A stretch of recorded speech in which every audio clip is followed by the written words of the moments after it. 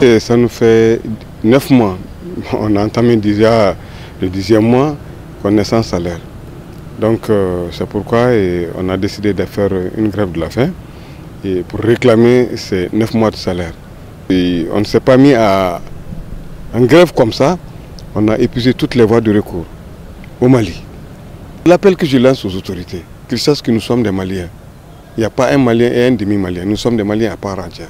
Si vous voyez qu'on a attendu jusqu'à 9 mois, c'est pour des raisons, parce que le Mali traverse des moments difficiles. Mais nous avons rapproché tout le monde. Nous avons rapproché le président de l'Assemblée nationale. Nous avons rapproché le président du Conseil économique et social, le médiateur de la République. Ce qu'on appelle ici l'Union sacrée.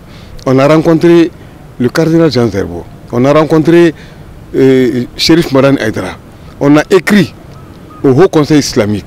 On a écrit à l'Église protestante, aux familles fondatrices. Tous ces gens-là, c'est pour qu'ils puissent nous aider pour qu'on soit mis dans nos droits. Aujourd'hui, qu'est-ce qui se passe dans nos familles? Nos familles, il n'y a plus de vie là-bas. Nos enfants ne mangent pas, nos femmes ne préparent pas, nos enfants ne vont pas à l'école. Il n'y a pas d'eau, il n'y a pas d'électricité. Et les propriétaires de maisons sont en train de nous chasser de leur maison parce qu'on n'arrive pas à leur payer leur loyer. Aujourd'hui, nous n'avons pas de dignité.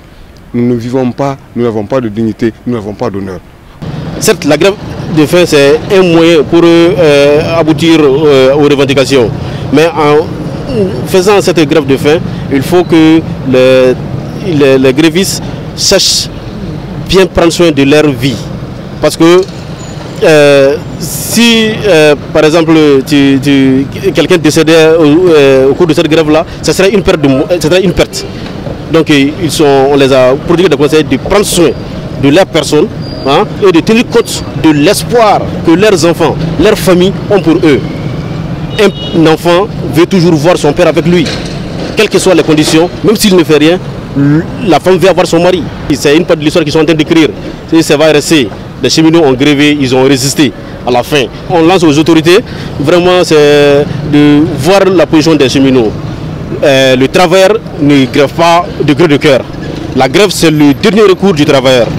Donc vraiment que les autorités vraiment songent à leur sort, vraiment qu'ils pensent au rôle qu'ils sont en train de jouer. Ils ont joué un rôle. Si on parle de chemin de fer là, c'est les cheminots. Ils ont joué un rôle auparavant. Aujourd'hui, ils sont en train de jouer un rôle. Et demain, ça sera meilleur, on l'espère. Donc vraiment, j'invite les autorités vraiment de voir leur situation le plus tôt que possible. C'est des chefs de famille, c'est des responsables qui sont là. Vraiment, un chef de famille qui n'est pas à même d'assurer le quotidien de la famille, vraiment, ça laisse à désirer.